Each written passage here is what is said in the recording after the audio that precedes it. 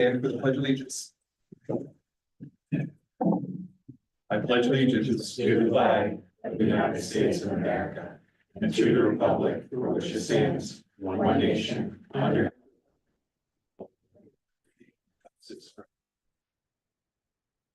Okay, let's start roll call. We'll start with you, Stacy. Stacy Randall, Justin. Aaron Delfino, Nicole McGrath, Robert Carr, Vinnie Canadella. Mike Kusa. Debbie Sherman, Molly Smith. Okay, do we have any amendments to the agenda? Hearing none, audience of citizens. Citizen. Okay, moving on to workshop topics. Ralph, I don't know if you or Mike. Yeah, Mike's got you just kind of give you a quick overview and. Sure. So this is to review. Pardon my bad.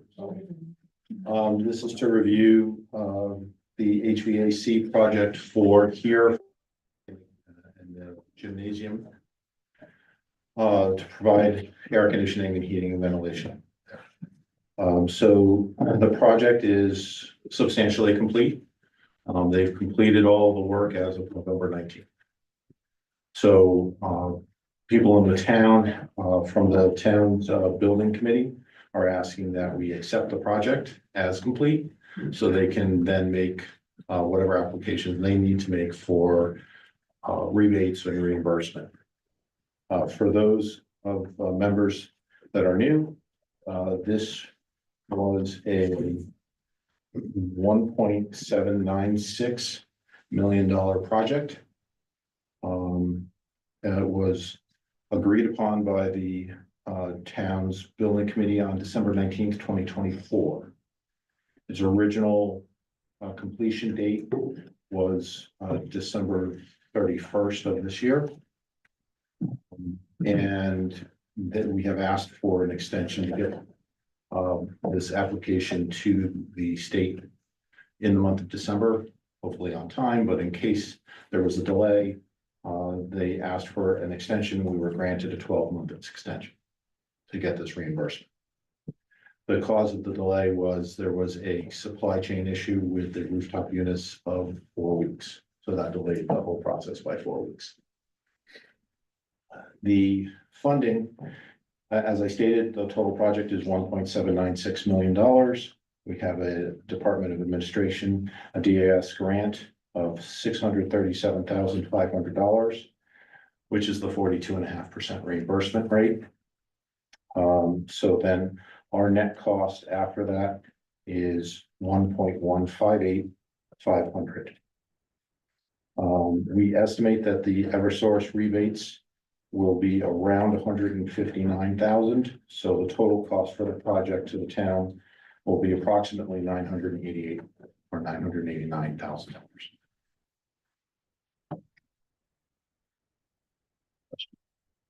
So from your perspective, are you recommending that we accept it? Are there any concerns, any issues at this time? I do not have any concerns at this time. Everything has been installed. It is functioning. So I do recommend that we can go ahead and accept it. I feel comfortable with that. Great.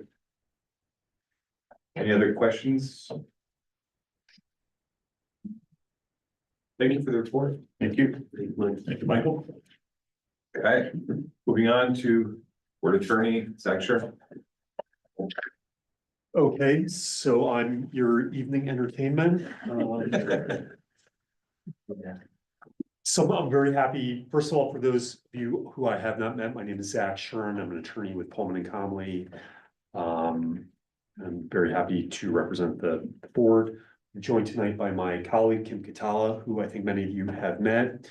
And what we do or try to do every year, every so often, is put on a presentation that kind of just gives a legal overview of what you all are doing, what it means to be a Board of Education member, excuse me, and what a Board of Education is under Connecticut law. So let me just hand this out. As I get going, I can actually just pass around. Forward.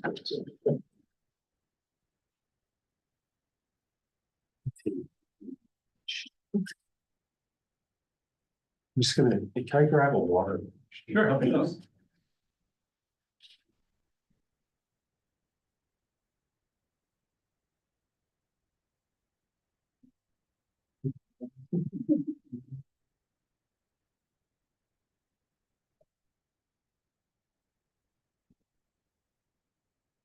Okay, so. You know, if we really want to start with the fundamentals. What we would start with is the US Constitution. And so for the next time you're on Jeopardy, what you should know is that education is not a fundamental right that is set out in the US Constitution. It's not part of the Bill of Rights. It's not mentioned anywhere. And that's important to note because what it means is that education is primarily, historically, it has always been, it is a state and local responsibility. So education mandates, primarily, they are coming from Hartford. Or they are policies that your district is enacting. In Connecticut, we have state constitution, and that state constitution, that does confer a right to a free public education for children within your district. Boards of education are really pretty unique under Connecticut law in that they are both a agency of the town, but at the same time, they're an agency of the state of Connecticut. And the way that it kind of gets explained is that this is a little bit mind-blowing, but you, the Oxford Board of Education, in one sense, you're an extension of the State Department of Education. And what that means is that you have a legal obligation to implement the educational mandates that come from Hartford. But as a local Board of Education, what you're supposed to do is you're supposed to implement those mandates in a way that is appropriate for your local district.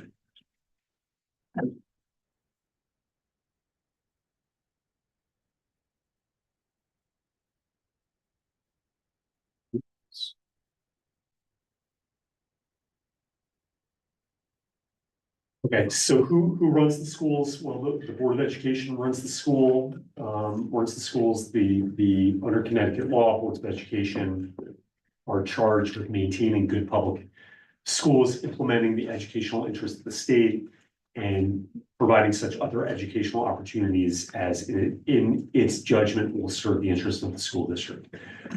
The superintendent of schools is your chief executive officer for the district. We'll talk more about what that means. Going backwards.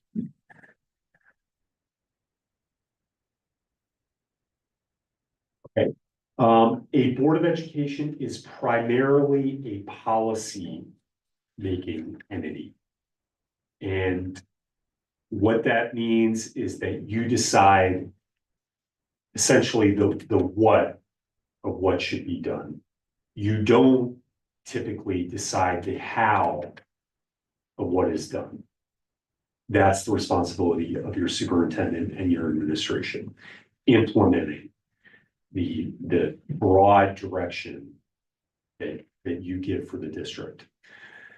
So under Connecticut law, there are some specific requirements that are listed here: maintenance of good schools, make sure that there's a safe school setting, having policies on various issues, employing, evaluating a superintendent, et cetera.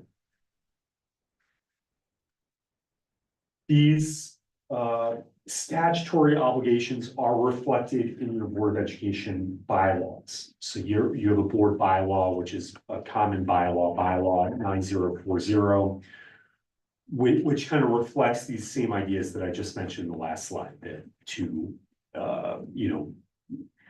ensure that district schools are meeting your expectations and providing leadership to the district, et cetera.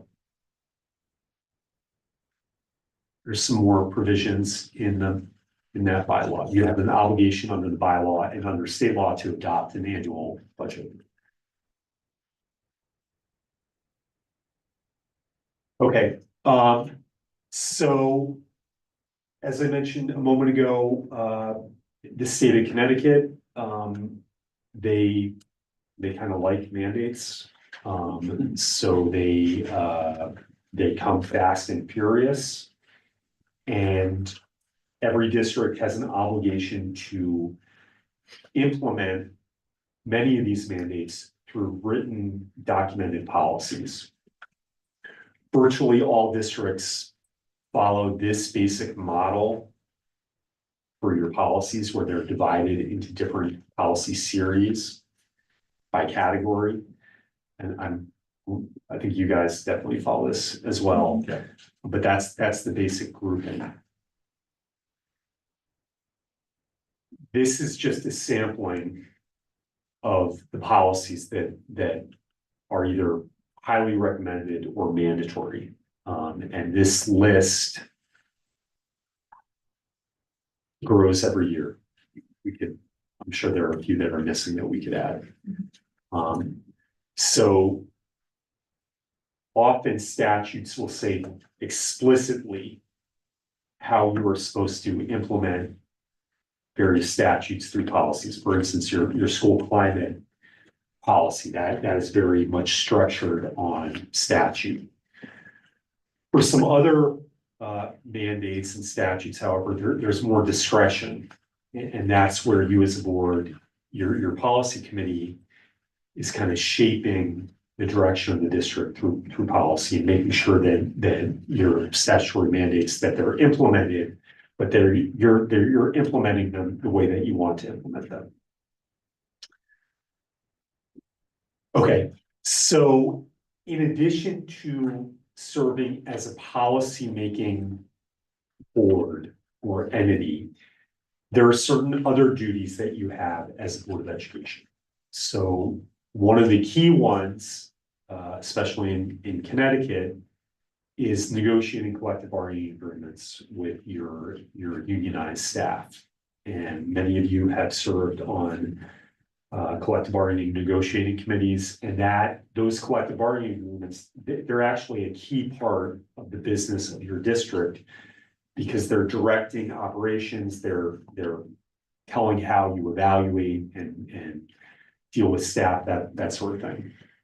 In addition to negotiations, other key duties include adjudicating student hearings, expulsions, transportation hearings, residency hearings. When one of those happens, those arise out of state law, your hat changes from being a Board of Education member in a policy-making role to basically serving like a juror in a case. And you have an obligation, a legal obligation, to hear those cases and determine them fairly based on the evidence. There's also employee grievance hearings that can arise under contract. Those are a little bit different than expulsions and residency and transportation hearings. And there are termination hearings for certified staff members who have tenure who are non-renewed. Those are hearings that are defined by statute that you as a board member may have a role in. Okay, sort of talked about these, but these are the different types of hearings that you may be involved in as a Board of Education member.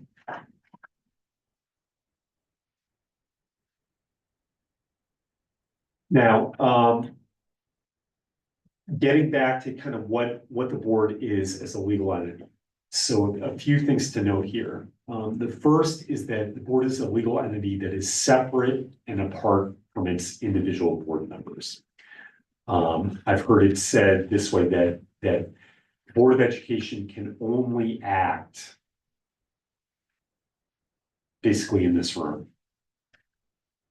You as a Board of Education, you as a member, you really have no legal authority or ability to do anything outside of your role as a member of the committee. You can't freelance and resolve disputes or decide how things should should go within the district. Only the board as a body can do that. Let's see, a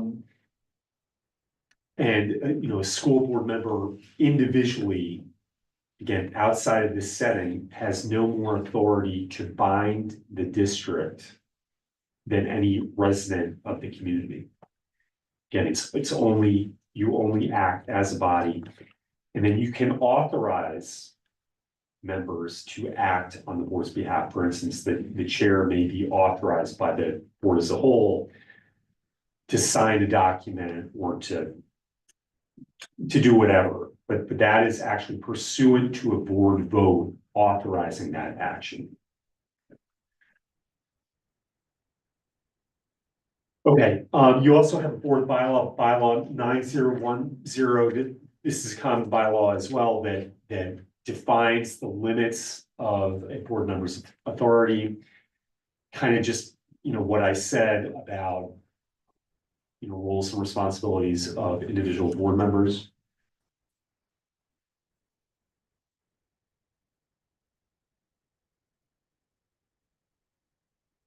All right, the superintendent. So as I mentioned previously, your superintendent is your chief executive officer within the district. Under Connecticut state law, the superintendent has executive authority over the school system and the responsibility for its supervision. Superintendent contracts cannot be longer than 3 years in duration. The typical practice is at the end of each year, the board and the superintendent enter into a new successor 3-year agreement. So basically, there's always 2 years remaining on a superintendent's contract normally. Under state law, you have an obligation as a board to annually evaluate your superintendent in accordance with guidelines and criteria that are mutually agreed upon with the superintendent. This evaluation, it does not need to be in writing necessarily, but it does need to happen. The superintendent is the only employee that the Board of Education should be evaluated. All other employees are evaluated directly or indirectly by your superintendent. You're basically placing the authority in the superintendent to administer the school district. And so he is charged with performing that evaluation function sort of on your behalf.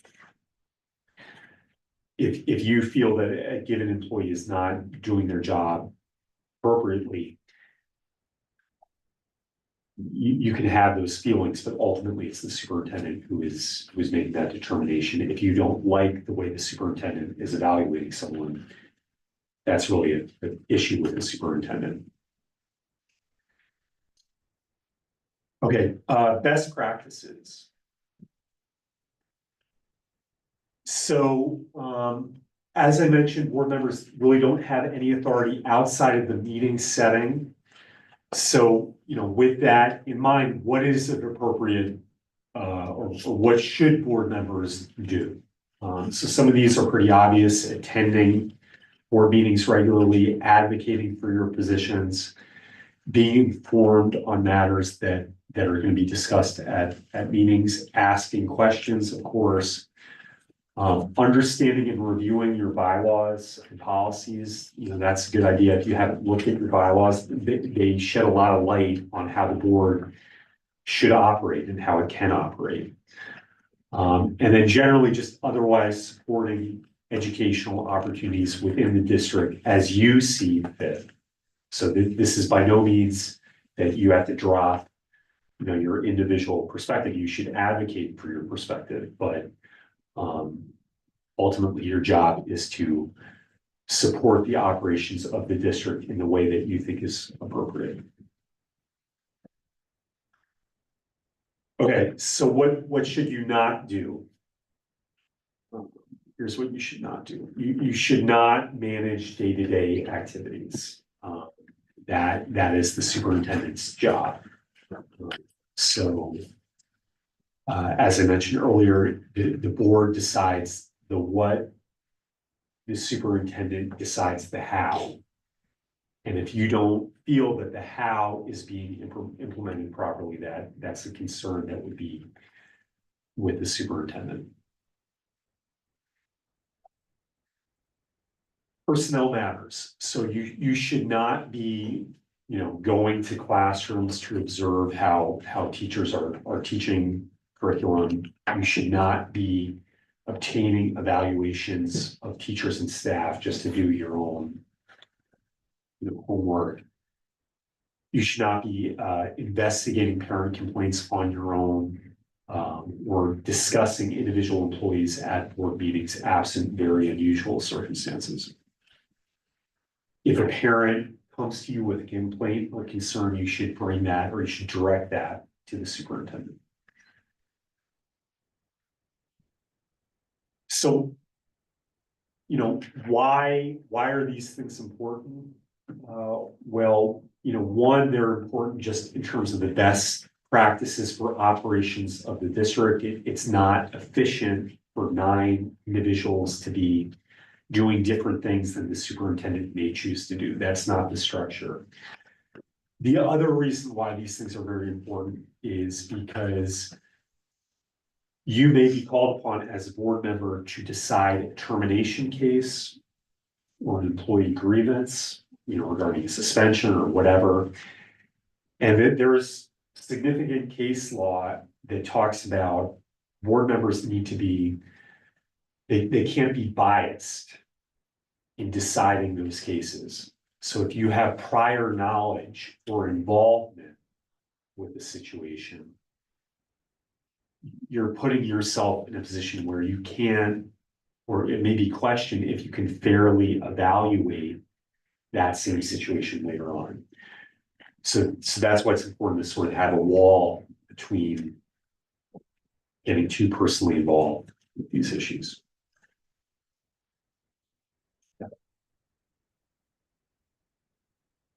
So the same idea applies to student issues. Again, you may be called upon to decide a student expulsion case. And beyond that, you have a general obligation as a Board of Education member. You are not entitled, just because you're a board member, to student records. Those records are private under the Family Educational Rights and Privacy Act.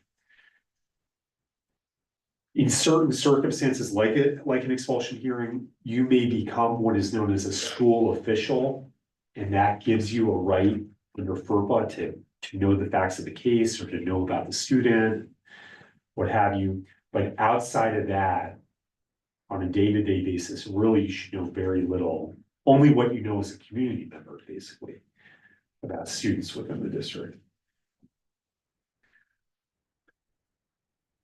Okay, outside of board meeting, again, absent special circumstances, you as a board member, you really don't have any rights beyond the average member in the community.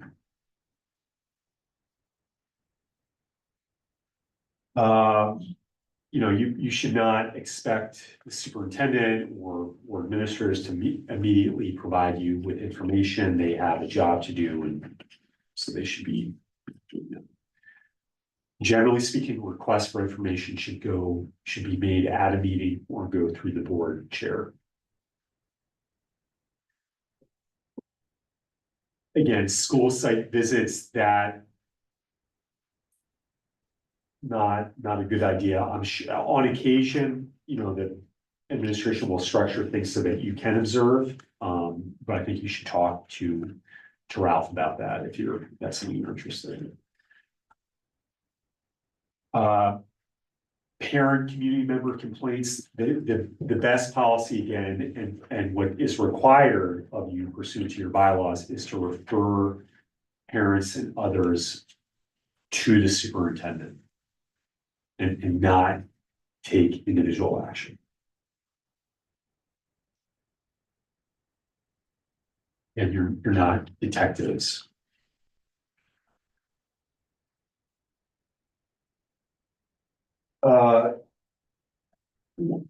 Once again, to the extent that you get involved with the situation, even if you have a feeling, hey, I'm just trying to get them in I'm just trying to kind of guide them through the process.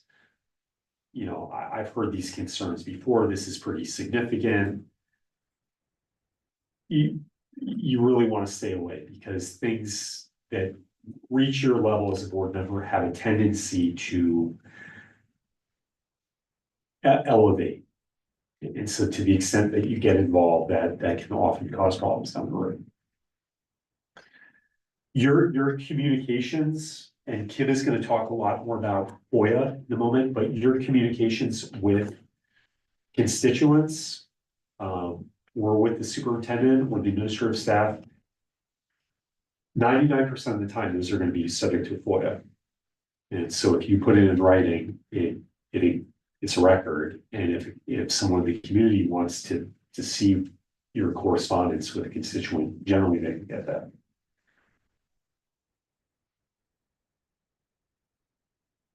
Okay, so one more kind of piece to scare you. So under the law, boards of education members, you are indemnified from legal liability in your actions as a board member. And what that means is that the board, if there's ever judgment that's rendered against the board or you somehow, it's the taxpayers in Oxford who would be paying for that judgment because you, as pursuant to this law, 10235, you're indemnified. And also the cost of your legal defense, your lawyers, Kim and I need to make the big bucks. That the town of Oxford covers that as well.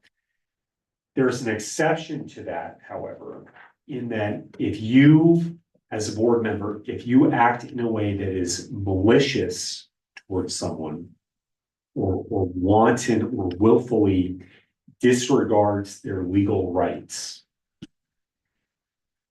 you're not going to be indemnified. So if you're a Board of Education member and you really don't like your neighbor and you're part of some student expulsion hearing and you get information about the neighbor's kid and you want to use it and you tell your friends about it and it gets out there, you're not going to be indemnified. You maliciously disclose student records. You should probably contact your home insurance carrier because if there's a lawsuit, you're not going to have protection. So again, not to scare people, but just be mindful of these limitations.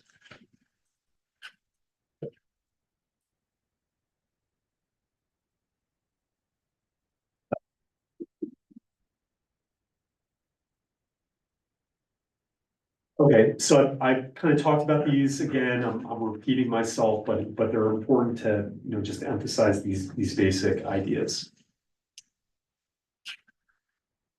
A few more kind of pieces on your bylaws specific to Oxford. So the role of the chairperson, this is set forth in your bylaw 9121. The chair is responsible for planning agendas with the superintendent and conferring with the superintendent on crucial matters between meetings. This is customary. The chair signs on behalf of the board the instruments, acts, and orders necessary to carry out state requirements and the will of the board. And your chairperson has the ability or appoints committees subject to board approval. Chairperson is also responsible for serving as the official public spokesperson for the board, expressing majority opinion. Pursuant to a different bylaw 9020, press releases relative to the board can only be released by the board chairperson or a delegated agent of the board. The chair can call special meetings of the board as necessary, and the chair is responsible for the orderly conduct of all board meetings. So if someone gets out of line, Mike will beat them up. The chair serves as an ex officio member of all board committees. Okay, and with that, I'm going to turn things over to Kim, and Kim may want to sit from time to time. So Hi, everyone. I'm Kim. I apologize if I'm short of breath and running out of room for my lungs. So I'll do my best. So we're gonna talk about the Freedom of Information Act. Connecticut's Freedom of Information Act was enacted in 1975, and the Freedom of Information Commission is primarily responsible for the enforcement of FOIA. So if there's a complaint, if you don't notice a meeting or there's an improper meeting held, those complaints go to the Freedom of Information Commission. And we, Zach and I, then address those complaints with the Freedom of Information Commission as needed. So FOIA essentially has two requirements. There's records of public agencies which are subject to disclosure. That kind of alluded to that. We'll get into what is a record and what is subject to disclosure. And those are subject to inspection by the public. So any member of the public can request these records. And unless there is an exception, they are generally able to receive these. And then meetings of public agencies, such as the one now, are held in the open, so public session.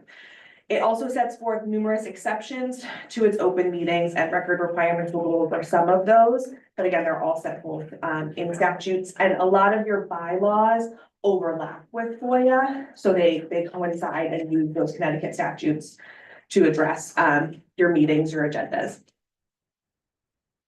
So let's start with records requests. A public record generally, so this is the general definition, not including exceptions, which we'll talk about, is any recorded data or information relating to the conduct of the public's business prepared, owned, used, received, or retained by a public agency, whether it is handwritten, typed, tape recorded, videotaped, photographed, recorded in any sort of method. That's going to be a record. Not all records that a school district maintains are public records. FOIA exempts various categories of records from this disclosure. What is the public record? This could be emails and text messages sent or received by a public agency, whether by agency members or their employees, relating to the conduct of the agency's business. So we're talking about board business, things that you're considering as the Board of Education. Those are all subject to disclosure. If you're using a personal email or phone or computer to send or receive emails or text messages, but they are concerning your public business, so you're talking about something that you're voting on, you're talking about something coming up before the board, that does not shield it from FOIA. So just because you have a separate board email that you use, and then you think, I'm gonna use my personal email to address this, that doesn't shield it. That's still subject to FOIA if it's concerning Board of Education business. Public records can be created when public employees use work email accounts for personal purposes as well. So if you're using your board email for personal purposes, that can end up in a FOIA pull as well. So make sure you're maintaining clear boundaries with your phones, emails, text messages, all of that. You should have a board email where you're specifically using it for board business, and then your personal email specifically for personal matters. So I would just add just a little bit to the first one here, because I think it's pretty important, and I see across the state, I think this was an issue at times. If you are texting, even with only one other board member, and it directly relates to the conduct of the board, there can be an argument that that dialogue relates to board business and is a public record. So something to be aware of.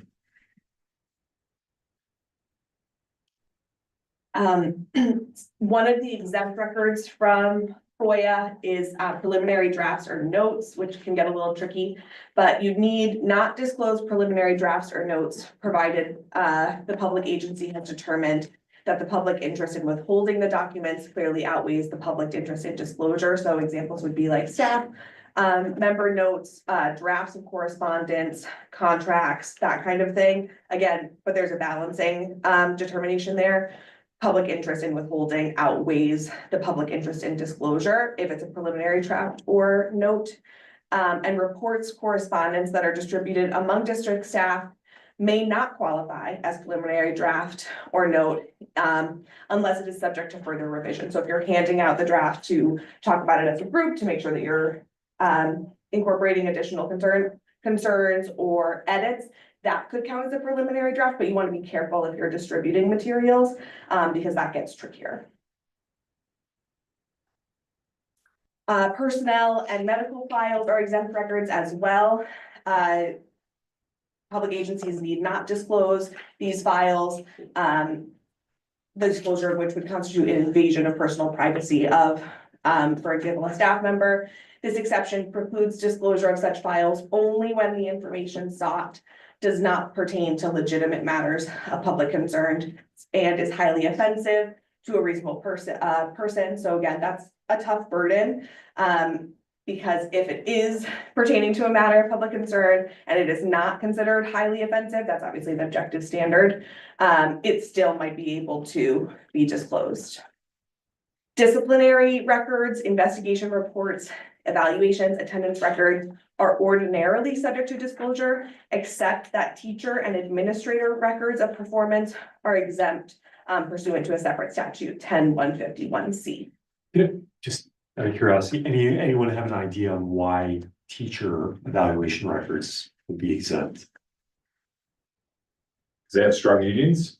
I think it's part of it, but I think teacher shopping. I think if parents could get evaluation records, they would want to see who their kids are going to get next year and shop.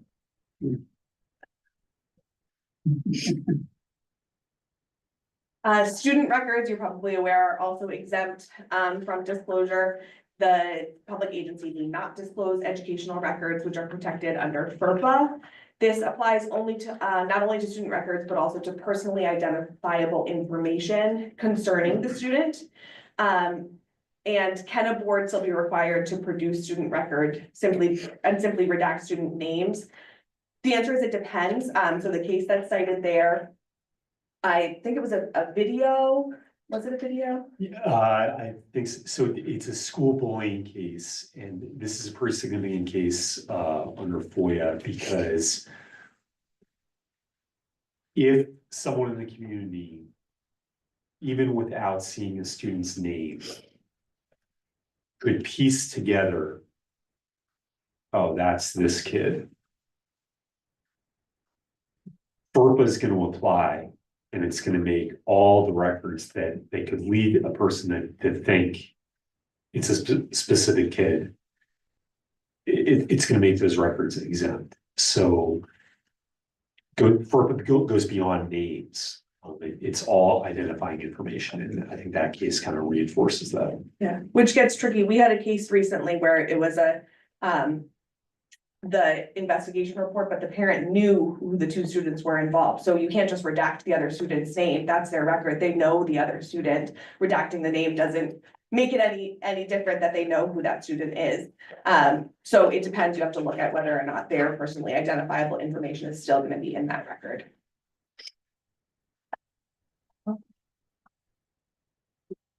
Other exemptions, just quickly to list.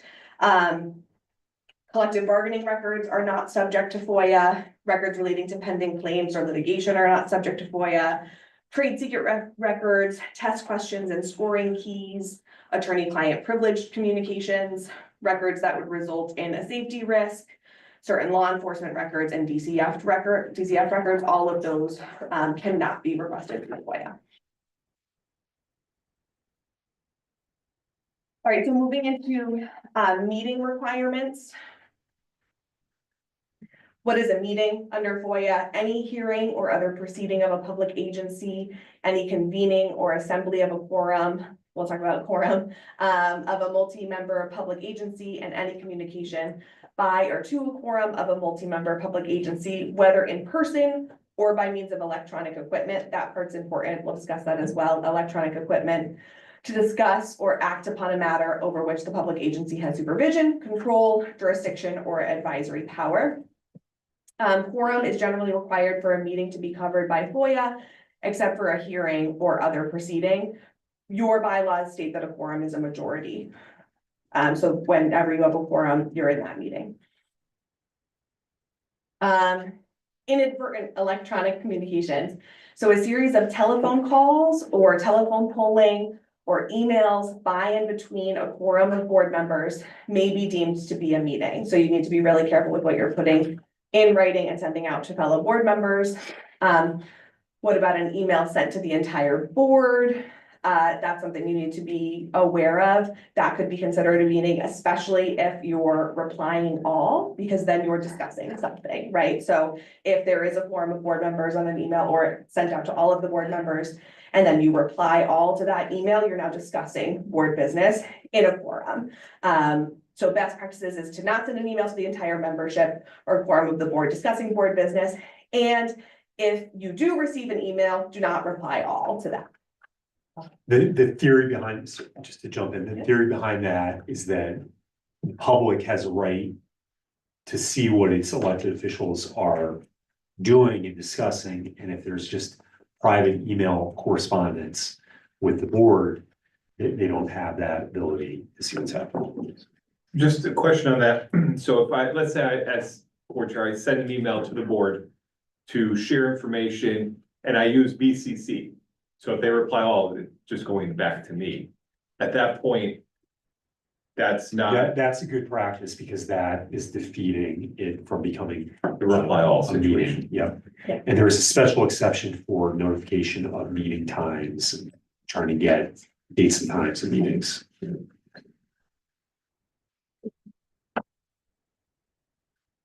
When is a meeting not a meeting? Personnel, search committees for executive level candidates, that's not a meeting subject to FOIA. A chance or a social meeting, which has been not planned or intended for the purpose of discussing board business, discussions of strategy or negotiations for collective bargaining, just like how collective bargaining records are not subject to FOIA. This also is not a meeting.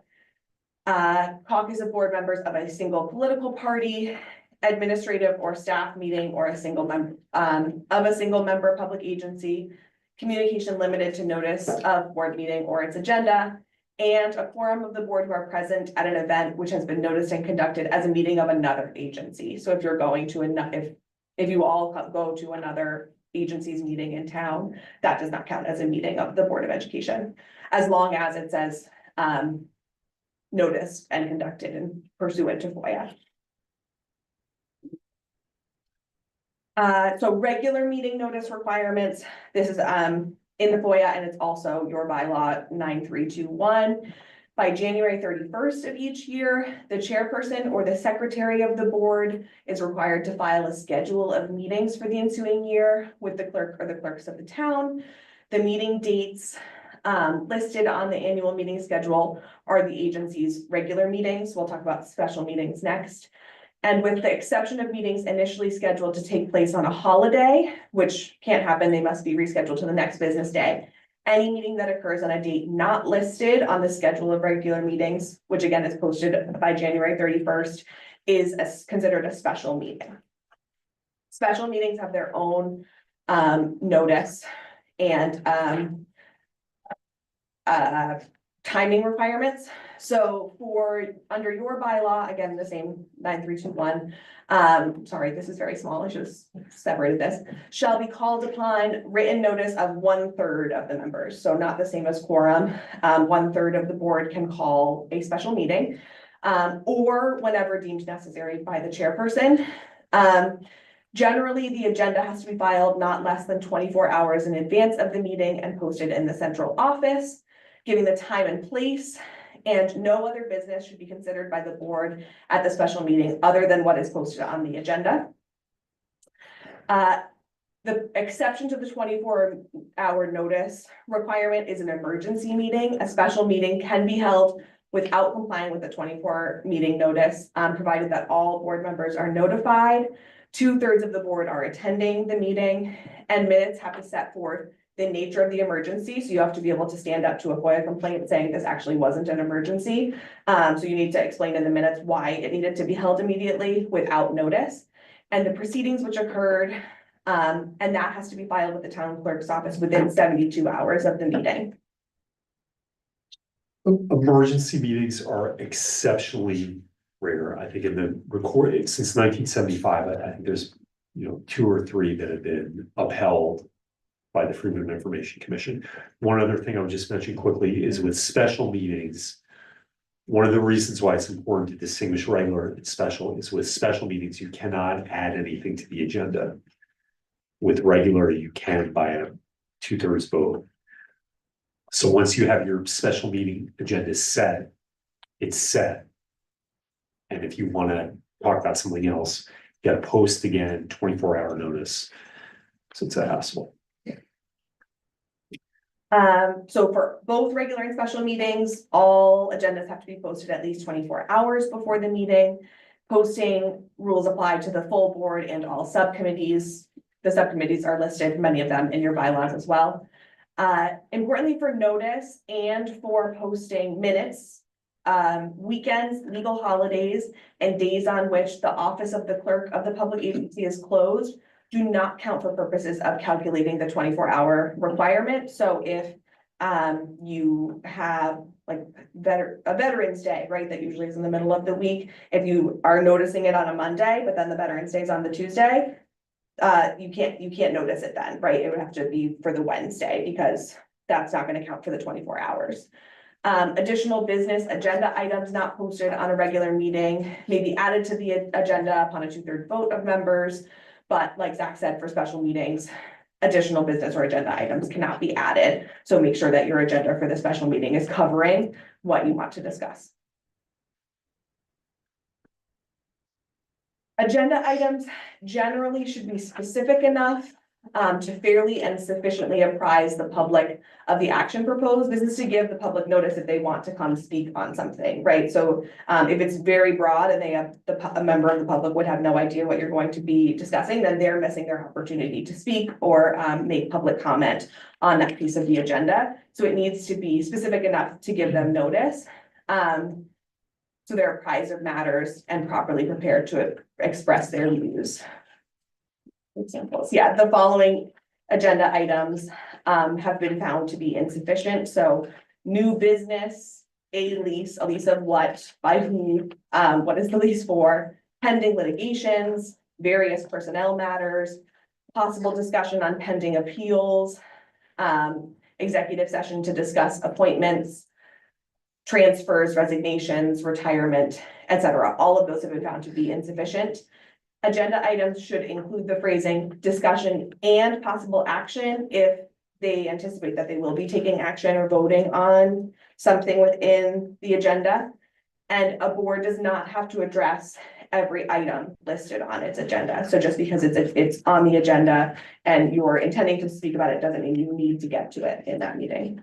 This discussion of possible action, that can be important because there are cases that talk about how a board had whatever on its agenda, didn't have discussion of possible action, and then there's a vote after the discussion.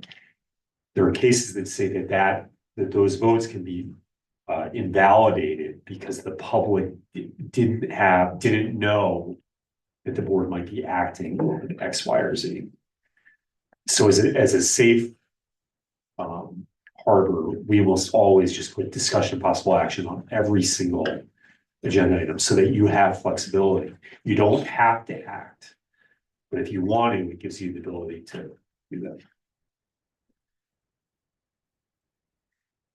Additionally, for your agenda, you should always be noting if you're going to be going into executive session. Executive session is a manner in which a subject can be addressed, not an agenda item into itself. So simply listing executive session is not permissible.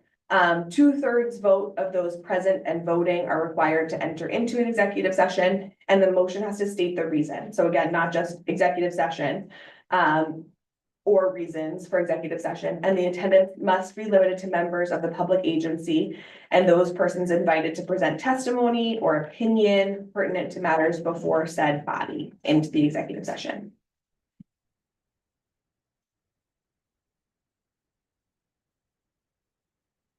Minutes, there's also posting requirements for the minutes that are taken at the meetings. The votes at all full board and subcommittee meetings need to be reduced to writing and made available for public inspection within 48 hours. Again, weekends, holidays, those don't count towards your posting requirements. Votes also need to be reflected in meeting minutes, which must be available to the public within 7 days of the vote taking place. Saturdays, Sundays, and any days which they are closed don't count towards notice, recording of votes, meeting minute requirements. As a matter of best practice, to protect against things like FOIA complaints, minutes should reflect the date, time, and location of the meeting, all of the members who were in attendance, the text of all motions and resolutions that were voted on, and an indication of how each of the members voted. Executive sessions, the minutes should indicate the time the board entered into the executive session, the purpose for the executive session, and the identity of any non-board members who were invited into the executive session, except for job applicants, and when they entered and exited the executive session. A general description of items discussed at the meeting should also be included in the meeting minutes. And then briefly, on remote and hybrid meetings, boards of education are now empowered to hold meetings that are accessible to the public through electronic equipment, so remote meetings, Zoom, Teams, however they're using it, and remote participation in conjunction with an in-person meeting, so hybrid between Board of Education members of the public. For the meetings, boards must use technology that facilitates real-time public access to meetings, such as telephonic, video, or other conferencing platforms, so that people can have their voices heard just as they would if they were in person. There is, importantly for remote and hybrid meetings, a 48-hour notice requirement as opposed to the normal 24-hour notice requirement for meetings, but the agendas are still under the 24-hour notice rule. They have to include the notice and agenda, have to include instructions for the public to attend virtually and make comments, as long as comment is permitted for those attending in person. So just same rights as anyone in person should be for people who are attending virtually. All votes have to be taken by roll call unless the vote is unanimous, and minutes have to indicate if a member attended in person or by means of electronic equipment.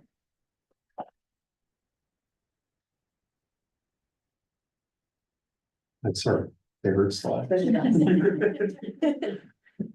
Questions? So you mentioned before that, posting includes the town clerk's office being open. Is that town clerk's office or is that the town office or the town? Office building, but everybody else is working there except for the town clerk. Let me just. So you're talking about, in terms of posting agendas? Okay. So what is a little bit confusing is that the statute references the clerk of the Board of Education. Okay. Which is usually considered the board's offices. And I can't remember off the top of my head right now if it actually also says the town clerk as well, but that posting would just go to the town clerk's office. Right. That's really. Better question. So let's say we have a meeting, let's say this meeting, we get here and there's no power. There's a flood, there's something that causes us to not have the meeting here. Do we have to cancel the meeting if we can't have it at the location it was set up for? Or would we at an emergency situation be able to go remote? Good question. So, if I have to look at that, but as I recall correctly, the board can adjourn meetings in those circumstances. And there are special rules for reconvening the meeting such that, for instance, you wouldn't need to repost the agenda with 24 hours notice, that sort of thing. In terms of going from in-person to remote, I believe there are a few FOIA decisions that have addressed that. I think if I recall correctly, the commission has come out on the side of you can't just transition it to a fully remote meeting without the required notice. Because again, with all this, the idea is that members of the public need to know how they can observe what's happening. That's what. I have a question. So we get numerous emails from the public, parents regarding a concern. What's your best recommendation for the board member to respond to the parent or just not say anything? I think basically, best practice will probably be something along, thank you for expressing this concern. I just want to let you know that, pursuant to our board bylaw, board members are required to report such matters to the superintendent. That's what I'm gonna do here, and I'm sure that he will get back to you. Maybe we can come up with a team's response. that we can all send out to everybody. One thing on the FOIA stuff that I think is pretty important that often gets overlooked is that under FOIA, your board subcommittees are technically their own separate public agencies. So all the same rules apply to board subcommittees. So just remember that with minutes and regular meetings, special meetings, etc. So can subcommittee meetings have executive sessions? Yes. They would have to be noticed on the agenda.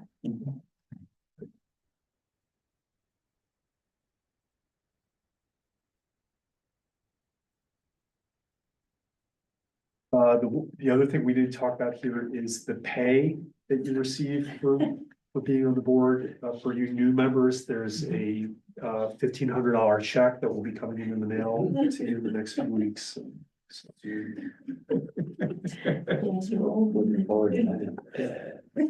it's gonna work out to about like $1 an hour. Don't get on negotiations then.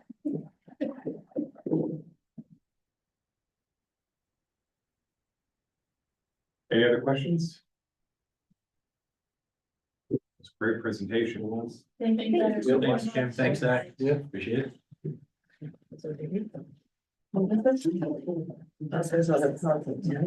Please be careful going.